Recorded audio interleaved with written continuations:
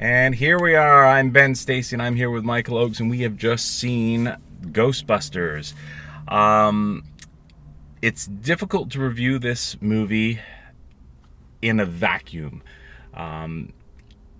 which maybe you should, to be fair to it, but it's inevitable that you're going to have to compare it to the original Ghostbusters. Well, the way I'd like to put it is that you can review it both ways, but you kind of got to give it a medium between the two, because honestly, you got to take off points for the fact that they made it a Ghostbusters movie because of like how it worked out. And I'll start by saying what they should have done, which they didn't.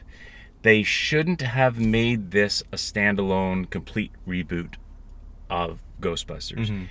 It would have had a lot more weight and gravitas to it.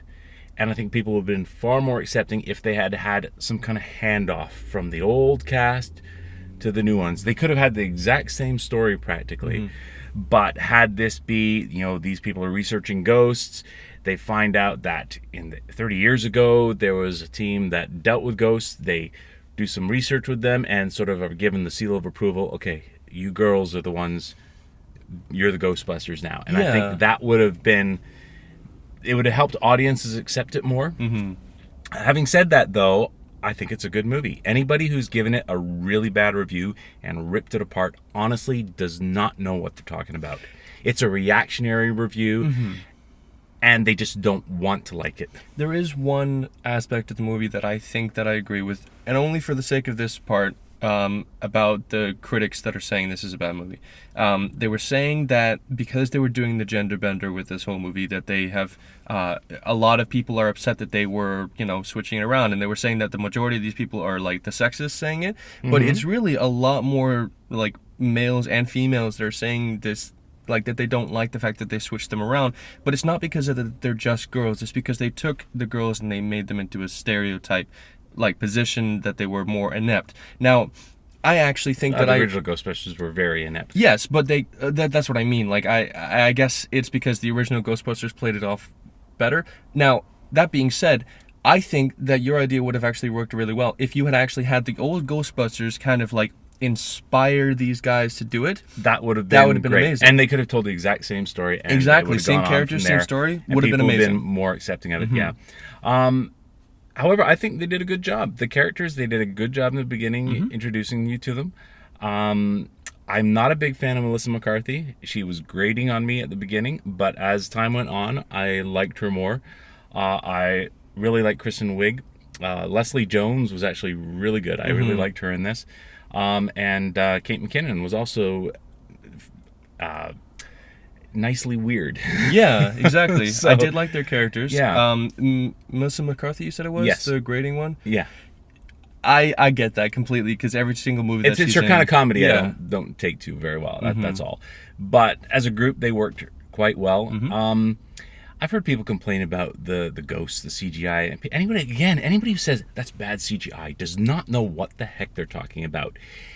It was seamlessly integrated into the film. That was the style of ghosts that they were going for. Now you can say you don't like the style of ghosts, but they were very similar to the style of ghosts in the original, just done with today's technology. So, what else? We saw it in IMAX 3D, which was actually really cool. I don't know if you noticed, but they did a really cool thing where in the IMAX 3D, if you see it, there's moments where the 3D actually goes out of the frame of the screen. Because it was IMAX, it's a widescreen, but the top and bottom where it's black is still allowed for image. So when they're firing off the proton packs, you had the rays coming out, you had the ghosts coming out a little further.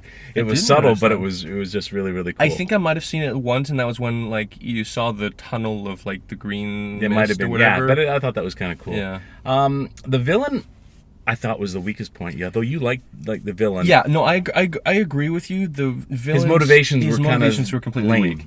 I think as a character, he was actually pretty good. I liked his dialogue. I liked his posture. I liked how he went about doing things. He did the obvious villain trope of stopping whenever the heroes said to stop, which was stupid, I'll admit. But again, like, I liked him as a character, and every time he showed up and said something, I liked it. I think he could have done with a better backstory, but I feel like they had to do that because it was relatable to the main characters. Yeah, Chris Hemsworth was amazing though as Kevin. Some amazingly funny stuff with him when they first hire him. And then you see it in the trailer, so it's not giving anything away. He becomes possessed by the villain and then takes over the villain role for a while. Great cameos from the original cast. They unfortunately weren't playing their original characters. Didn't even recognize the one in the cab. Dan Aykroyd, yeah. Bill Murray, Dan Aykroyd's in that. You have Annie Potts. And at the end, watch for somebody in the end credits as well. Yeah, so I mean, overall, I would say it's a good movie. I was pleasantly surprised. The trailer was terrible. The reaction online to this movie was terrible. Even the reaction from the studio and the director was terrible. I feel like this is going to be one of those like kid-centered family movies you see with your friends. Another good point. My niece was going to come with me today and watch it. She ended up sleeping in. But common theme today. Yeah, but she would have had no desire to see the original Ghostbusters. I mean, we have it at home. It's been on, and she doesn't want to sit down and watch it.